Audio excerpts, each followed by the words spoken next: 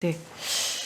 그 후보자님, 네. 이제 헌법재판소에 사실 가는 사건들은 굉장히 서로의 생각이 많이 다른 사건들이 많습니다. 네. 이제 그러다 보니까 물론 국회도 정말 아주 끝에서 끝 서로 이제 생각이 다른 이러한 그 단체나 또 사람들의 목소리가 서로 충돌이 되다 보니까 이제 갈등을 조정하는 이제 그런 입법이 필요한 경우도 있고요. 네. 마찬가지로 이제 헌법재판소도 이제 그런 사건들이 있습니다. 그래서 이제 그런 면에서 굉장히 이 뭐 균형 감각이 필요하다. 네. 그리고 또한 뭐 사회 전반적인 그런 부분에 대한 또 숙고랄지 아니면 또 성찰이 필요하다 지금 그런 말씀을 좀 드리겠습니다. 네. 이제 국회에서 굉장히 또 많이 논란이 있는 것이 그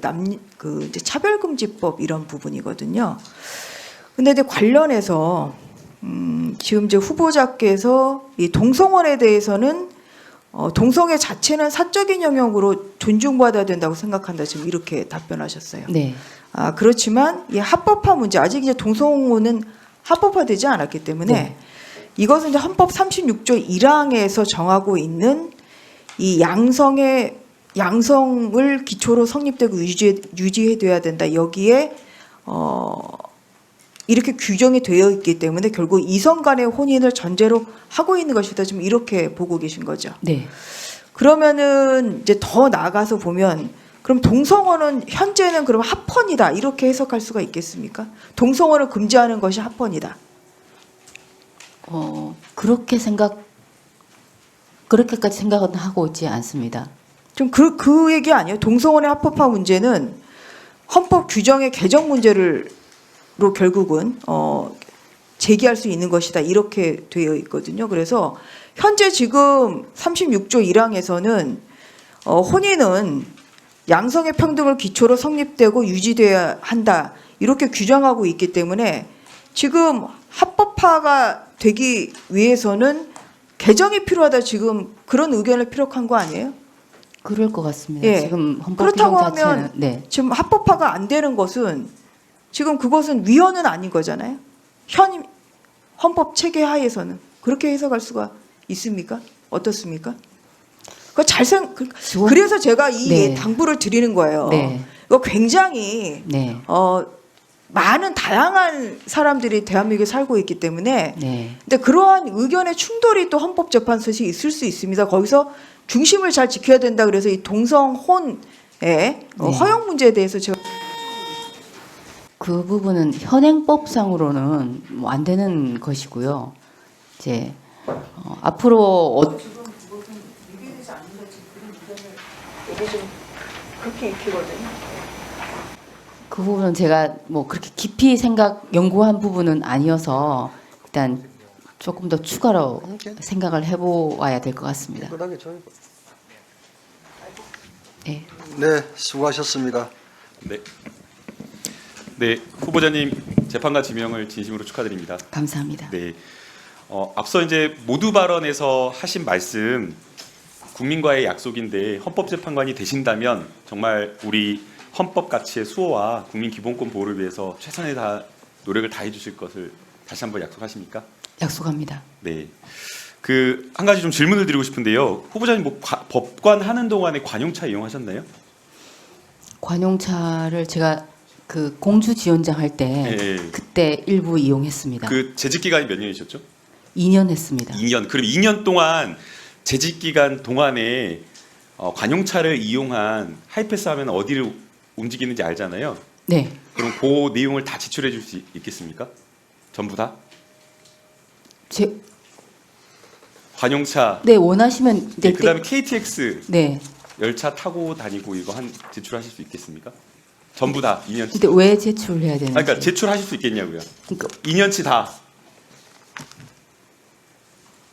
왜 제출해야 되는지 아니 제가 제출해 달라고 요청을 하면 제출하시겠냐는 겁니다. 네, 이유를 말씀해 주시면. 뭐 이제 뭐 감사든 뭐 국정감사든 뭐 필요가 있다라고 한다면. 네, 제가 공주지원장 하는 동안 제 개인 차로 이제 출퇴근을 했고 관용차는 검증 갈 때나 공식 행사 있을 아니, 그러니까 때만 썼기 때문에 2년치를 그냥 무차별적으로 제가 다 요구하는 거에 대한 네. 문제의식을 못 느끼십니까? 느낍니다. 지금 왜 제가 문제의식을 약간- 느끼? 그렇죠. 이상하다라고 생각을 하시는 거죠. 네네. 자, 그러면 똑같이 제가 묻는 겁니다. 지방 법원장이 아니라 그냥 일선 공직자들에 대해서 7천여 명에 대해서 감사원이 최근 5년치 KTX 열차 어디에서 내리고 어디서 타고 이런 정보를 다 달라고 하는 겁니다. 그게 현행 법률로 가능합니까? 제가 그 감사원법 관련 규정을 잘 몰라서 죄송합니다. 그 재판관님, 저는 이러면 안 된다고 봅니다.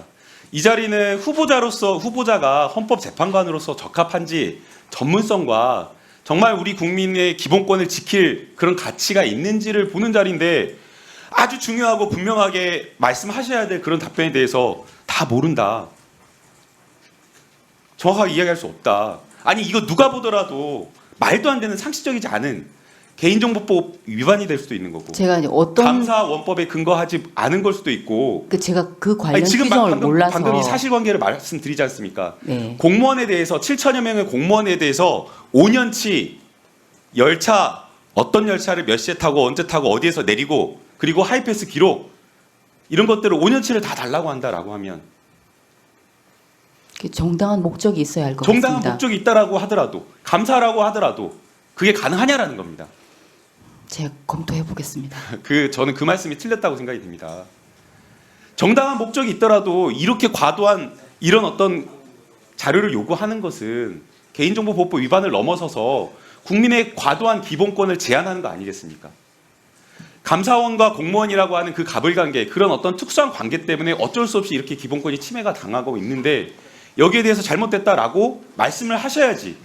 잘못된 건 잘못됐다라고 말씀을 하셔야지 그 후보자가 재판관이 돼서도 여러 가지 사회적 압력이라든가 정치적 압력에도 불구하고 제대로 된 판결을 할 수 있겠다라고 국민들 믿는 거 아니겠습니까? 제가 대답을 정확히 못 드리는 것은 그 구체적인 사실관계를 제가 정확히 모르기 때문이고 그러면 재판관이 그러니까 되면 그런 식으로 네. 자꾸만 이렇게 빠져나가시는데 그러면은 제가 그 오후에 기사를 드릴게요. 그럼 그걸 보시고 오후에는 답변을 정확하게 하시겠습니까? 일단 기사를 주시면 네 고민해 보겠습니다. 고민해 보는 게 아니라 네. 정확하게 기본권 위반이 될 만한 사안은 답변을 하셔야 된다고 생각이 듭니다. 자, 또 질문 드리겠습니다. 지금 법원에서 대법원 규칙 바꾸는 거 형사소송 규칙 일부 개정하려고 하는 거 아시죠? 예, 뭐 압수수색 예, 영장 압수수색과 관련 관련되어서 임의적으로 필요시에 법관이 그 해당 정보를 알고 있는 사람을 신문할 수 있도록 하는 것 알고 계시죠? 네. 여기에 대해서 후보자님 견해와 입장을 좀 듣고 싶습니다. 이제 질문 주셔서 제가 그걸 보니까 그 제안을 한 취지가 이제 최근에 압수수색 영장이 발부율이 상당히 높아지고 그리고 그 압수수색 영장 중에 이제 주요한 것들이 후보자의 입장을 묻는 겁니다. 그 개정 취지는 네. 그 법원에서 밝힌 걸 알고 있고요. 네네. 여기에 대한 후보자의 가치와 입장, 견해를 말해달라는 겁니다. 그게 중요한 겁니다. 적법 절차의 관점에서 영장 압수수색 영장 발부에 있어서 어떤 적법 절차의 관점에서 필요한 뭐랄까 그걸 뭐 제한이랄까 아니면 관리를 해야겠다는 어떤 취지 자체는 공감할 수 있다고 생각합니다. 그러니까 필요하다라고 보시는 건가요? 그 제가 대법원 규칙이 이제 최종 확정된 것도 아니고 그 그러니까 확실한 내용 모르는데 그런 제한이 필요할 수 있다고 생각합니다. 필요할 수 있다라고 네, 보시는 거죠. 네, 네. 제가 왜 이걸 질문을 드리냐면요. 자, 여기에 대해서도 견해가 다 다릅니다. 네. 수사를 하는 검사들이나 수사기관 입장에서는 그런 어떤 형사수직 규칙 개정안이 결국에는 수사의 밀행성이나 수사를 방해하는 것으로 느끼니까 안 된다 반대하는 입장이 있을 수 있지만 그러나 아까 지금 우리 후보자님 말씀하신 것처럼 최근에 압수수색 영장 발부율 너무나 많고 주거를 압수수색하는 것과 마찬가지로 개인의 휴대폰 이 휴대폰 하나 압수수색하는 것만으로 너무나 많은 인권 침해와 기본권 민감한 정보가 모두 다 수사기관으로 가기 때문에 여기에 대한 적절한 통제가 필요하다라고 보는 겁니다. 그래서 이러한 어떤 입장이 다 갈릴 수는 있겠지만 적어도 헌법재판관 후보자라고 한다면 수사하는 수사기관 입장에서가 아니라 국민 침해당하는 수사 과정에서 침해당할 수 있는 국민의 기본권과 인권 침해를 좀 더 중요하게 중시하게 판단을 해야 된다라는 말씀을 꼭 드리고 싶은 겁니다. 아마 그 여러 진짜 많은 사회적 현안들이 있을 거라고 생각이 듭니다. 그 과정에서 우리가 무엇을 더 우선시해야 되는지 앞서 많은 그 의원님들께서 질문을 하셨지만 사회적 어떤 가치, 사회적 약자 보호 그리고 조금 더 뭔가 우리가 배려해야 될 어떤 그런 사회 문제에 있어서 진보냐 보수냐 이런 입장을 떠나서 우리 사회가 가져가야 될 그 가치에 대해 공동체 가치에 대해서 그 고민을 좀 해주셨으면 하는 바람입니다. 후보자님 짧게 입장 듣고 있습니다. 알겠습니다. 예, 후보자님. 네. 조금 전에 우리 민주당 의원님 질의와 관련해서 뭐 색깔론으로 헌재나 재판관을 모독했다. 우리 당 대표가 라는 그런 질의에 대해서 정치적 성향을 이유로 법관 개인에 대한 비판은 안 된다라고 말씀을 하셨죠. 왜 우리가 정치적 성향을 이유로 이렇게 판결 결정을 비판을 하겠습니까? 문재인 대통령 그리고 김명수 대법원장 체제 하에서 대법원이 우리법연구회 국제인권연구회 민변으로 완전히 장악이 됐습니다. 법원 내부에서 그런 비판은 없었습니까? 왜 저렇게 특정 성향, 특정 연구단체, 특정 변호사단체 사람들만 대법관이 되고 헌법재판관이 되냐라는 그런 문제의식 가지고 한 번도 그런 문제의식을 가진 적이 없으신가요? 이 정치적 성향을 가지고 정치적 성향을 토대로 해서 비판을 하는 이유는 이분들이 그 정치적 성향을 가지고 항상 똘똘 뭉쳐서 대법원 판결이라든지 결정을 이끌어내기 때문입니다. 그렇지 않다면 소위 그런 정치적 성향을 가지고 비판을 안 하겠죠. 그런 판결 결정을 이끌어내기 위해서 김명수 대법원장이 소위 특정단체, 특정연구단체 소속 대법관을 임명을 하고 문재인 대통령이 또 헌법재판관 지명도 하고 물론 김명수 대법원장의 헌법재판관 지명도 역시 마찬가지입니다. 그런 의도를 가지고 임명을 하고 지명을 했기 때문에 그 부분을 가지고 비판을 하는 겁니다. 그리고 후보자님, 네. 경력을 보니까 그 대전 지방법원에서 부장판사를 2차례 걸쳐서 하셨네요. 네. 후보자님이 그 민사부나 재판부, 행사부의 그런 부장판사를 하실 때 일주일에 몇 건 정도 판결 선고합니까? 민사를 말씀하신 뭐 어느 쪽이든. 민사 판결 같은 경우에는 제가 주심당 4건 정도 내지 이제 항소부 할 때는 네. 주심당 6건. 네. 그러니까 주심 2분이니까 12건에서 8건 사이에 했던 것 같습니다. 그 이제 지금 왜 제가 이걸 여쭤보느냐 하면 어제 조선일보 기사 보셨죠? 네. 일주일에 3건 이상 선고해야 하라고 이렇게 부장판사가 말씀을 하니까 인권위원회에 인권침해로 그 신고했다는 판사 이야기가 기사로 나왔는데 지금 이게 과연 법관으로서의 자긍심을 가지고 하는 행동이라고 생각을 하시나요? 바람직한 행동 아니라고 생각합니다. 전국의 소위 배석 판사들이 2019년도에 모여서 일주일에 3건까지만 판결문을 쓰겠다라고 담합을 하는 행위가 과연 있을 수 있는 행위라고 생각을 합니까? 제가 담합했다는 이야기는 그 기사 보고 알아서 담합을 했기 때문에 기사가 그렇게 났겠죠. 안 그러면 네. 소위 그 인권위에 진정을 한 당사자인 판사가 조선일보 상대로 해서 성명서를 내든지 정정보도 청구를 했겠죠. 자, 우리 문재인 정부 시절의 소위 재판 지연 사례를 한번 볼까요? 지금 울산시장 선거 개입 사건이라는 건 아시죠? 그 사건 자체를 들어보신 적은 있죠? 들어본 적이 이 몇 년째 1심이 계속되고 있는지 아십니까? 3년째 1심이 계속되고 아직까지 선고가 안 됐습니다. 조국 전 법무부 장관 자녀 입시 비리 사건은 3년 2개월 만에 1심이 선고가 됐습니다. 이것도 다 행사 사건들입니다. 21년 기존의 행사 1심 재판 소요기간이 175.8일, 약 5개월이고 민사단독 1심은 7개월, 민사합의는 12개월입니다. 국민의 기본권 보호를 완전히 팽개친 거 아닙니까? 어떻게 생각하세요? 그러면 네. 말씀하시기 뭐 소위 지금 현재 못 맡고 있는 조직에 대해서 말씀하시기 어려워서 망설이시는 것 같은데 이게 결국은 김명수 대법원장의 인사제도, 법원장 추천제 법부장 승진제도 폐지로 인해서 사실상 사법행정권이 제대로 작동이 안 됐기 때문에 일어난 일이라고 생각은 안 하십니까? 사건 관리를 조금 더 잘했으면 좋았겠다는 생각은 하고 있습니다.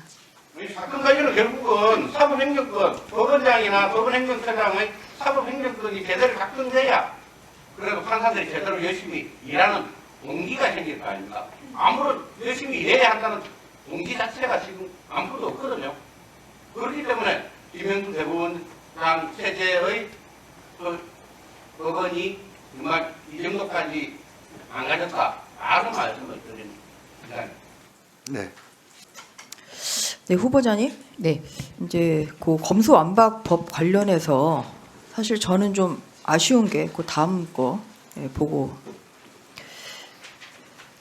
그러니까 이게 검사들과 지금 법무부 장관이 제기한 그 권한쟁의 심판이 각하가 되다 보니까 네. 이제 실질적 판단은 못했거든요. 그건 알고 네. 계시죠? 네. 예, 그런데 뭐 여러 가지 뭐 검수완박법에 문제점이 있습니다만 저는 그 내용으로 볼 때는 이 고발인의 이의신청권이 지금 배제가 됐거든요.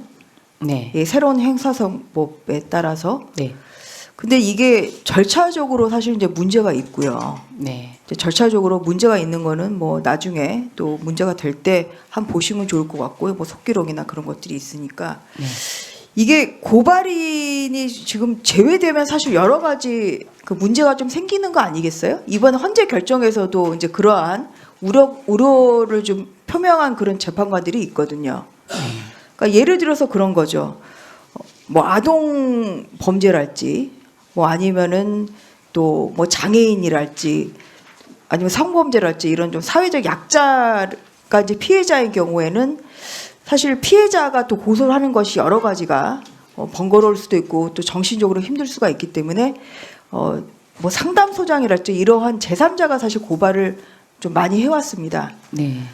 그런데 그전에는 그래서 고발인이 고발을 하더라도 불송치 결정을 내리더라도 다시 검찰에 이의 신청할 수 있는 권리가 있어서 계속 사건 수사를 할 수 있었잖아요. 네. 근데 이제 이게 갑자기 없어짐으로써 이것은 이제 국회에서 논의가 되지 않은 상태에서 지금 없어진 건데요. 이제 이름으로써 고발인의 그 사실상 사회적 약자, 이 피해자들이 결국은 다툴지를 못하는 이런 결과가 이렇게 왔다고 저는 생각을 합니다. 그래서 이번에는 실질적인 판단을 안 했습니다만 아마 뭐 피해자랄지 아니 범죄 피해자들이 또 이 헌재에 이 법안의 문제점에 대해서 헌법 소원을 저는 충분히 할 거라고 생각을 합니다. 그럴 때는 이 부분에 대해서 문제점이 없는지 절차적 위반뿐만 아니라 실질적으로도 이것이 그 고발인의 이의신청권이 없어짐으로 인한 이러한 그 국민들의 피해가 없는지 네. 이 부분에 대해서 좀 면밀히 살펴볼 필요가 있다. 네. 좀 그렇게 생각합니다. 뭐 하실 말씀 있으신가요? 그 부분에 대해서 네. 그 말씀하신 문제의식에 공감하는 면이 있고요. 앞으로 업무를 할 때 충분히 고려하도록 하겠습니다. 네. 그래서 이 부분은 또 뭐 절차적으로도 굉장히 문제가 많은데 그건 시간 관계상 뭐 질문하지는 않겠습니다.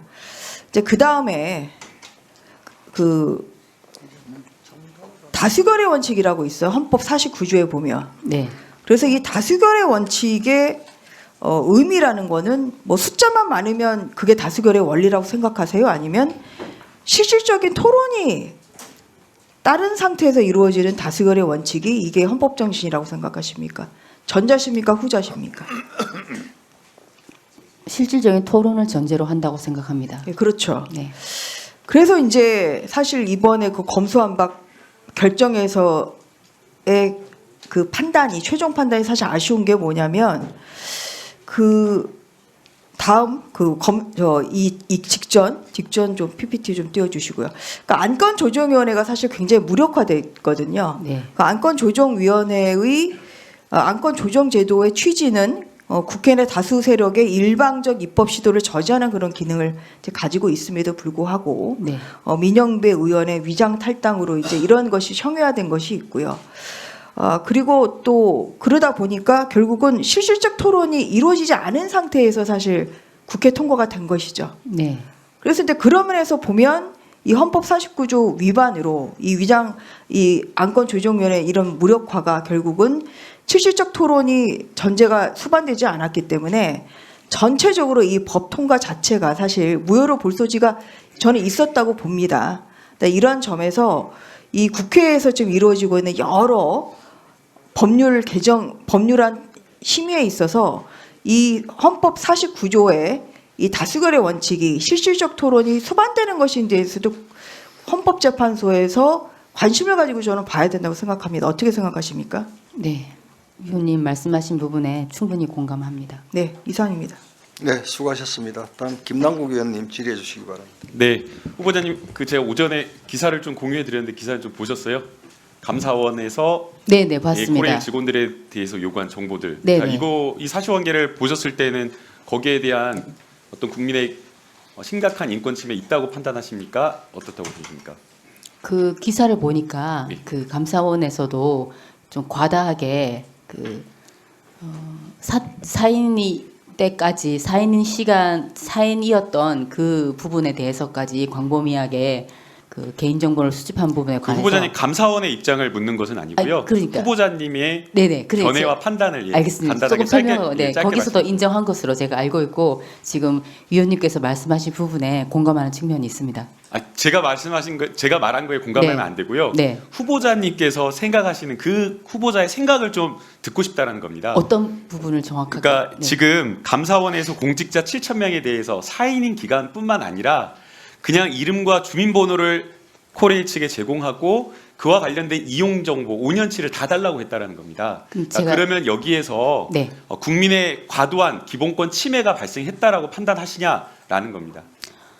이게 어렵고 이게 일반론으로 예. 그 감사 목적에 부합하는 상당한 범위 내의를 초과하는 것은 유법하다고 생각합니다. 네, 그 말을 듣고 싶었습니다. 네. 네, 그래서 분명하게 이런 어떤 기본권 침해가 있는 것인데 여기에 대한 어떤 아까 말씀하신 것처럼 국회의 어떤 입법적인 조치도 있어야 되겠지만 더 중요한 것은 저희가 입법을 했는데도 아예 그 입법 취지나 입법 목적, 법률의 내용을 다 벗어나서 심지어는 시행령으로 마음대로 다 바꿔버리지 않습니까? 그래서 이것을 마지막으로 그래도 국민의 기본권을 지키기 위한 마지막 어떤 보루 역할을 하는 것은 사법부라는 것을 다시 한번 좀 상기해달라는 겁니다. 잘 알겠습니다. 네. 그리고 좀 이어서 말씀드리면 인신구속이나 압수수색 등 이 강제 수사라고 하는 게 결국에는 국민의 어떤 대상자의 신체의 자유라든가 사생활의 어떤 비밀의 어떤 자유 이런 것들을 심각하게 침해한다는 거 동의하시죠? 예. 네.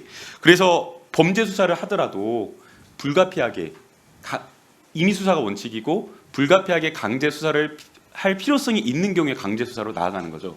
그렇습니다. 예. 그리고 이제 법관들이 영장을 발부를 할 때도 역시나 마찬가지로 혐의 사실과 소명의 정도 여러 가지 것들을 고민해서 영장을 발부하는 거 아니겠습니까? 그렇습니다. 네, 마찬가지로 앞서 이제 압수수색 영장과 관련된 대법원 규칙 개정안 이게 지금 여러 가지 의견 수렴을 하고 있는 것으로 보이는데요. 네. 과도한 압수수색에 대한 견제 장치는 분명히 필요하다라고 생각이 됩니다. 네. 그리고 앞서 후보자님께서 잘 설명을 전 하셨다라고 생각이 되는데요. 특히나 이런 어떤 디지털 정보와 관련되어서 과도하게 먼지털이식으로 해서 모든 어떤 민감 정보를 다 가져간다라고 한다면 그야말로 그거는 사생활이 아예 국민의 사생활 자체가 보호가 안 되는 측면이 있기 때문에 여기에 대한 어떤 견제 장치 그래서 무조건 강제적으로 다 이렇게 신문하는 것이 아니라 필요하다라고 판단하는 경우에 뭔가 신문 절차를 두는 것 저는 그게 크게 문제가 되지 않는다고 생각이 됩니다. 후보자님도 같은 입장이실까요? 네, 아까 제가 말씀드린 그게 저의 의견입니다. 네, 네. 동의한다라는 뜻으로 생각을 하겠습니다. 네, 그리고 후보자님 앞서 이제 질의에 사법부의 판결과 결정은 존중돼야 된다라고 말씀하셨는데요. 조금 더 구체적으로 말씀해 주시면 존중돼야 하지만 비판할 수 있다. 그게 어떤 의미인지 좀 말씀해 주실 수 있을까요? 그런 뜻입니다.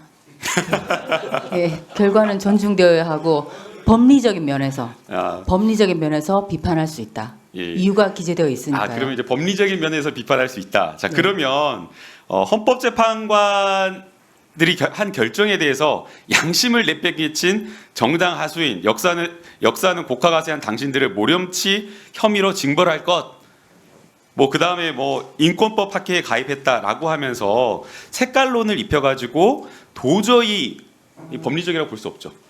그래서 이러한 어떤 내용으로 집권 여당의 대표가 헌재를 모독하고 헌법 재판관들을 이렇게 비판하는 것이 과연 이게 비판하는 거라고 볼 수가 있는지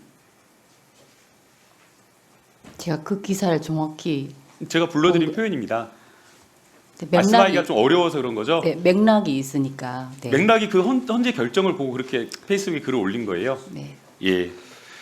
자, 검찰 수사권 축소법 뭐 이게 여기에 대해서 민우국 이렇게 이야기하면서 민우국 카르텔의 반헌법 궤변 뭐 이런 식으로 이야기를 한 거거든요. 과도한 비난이고 민주정당의 대표가 할 말은 절대 동의하시나요?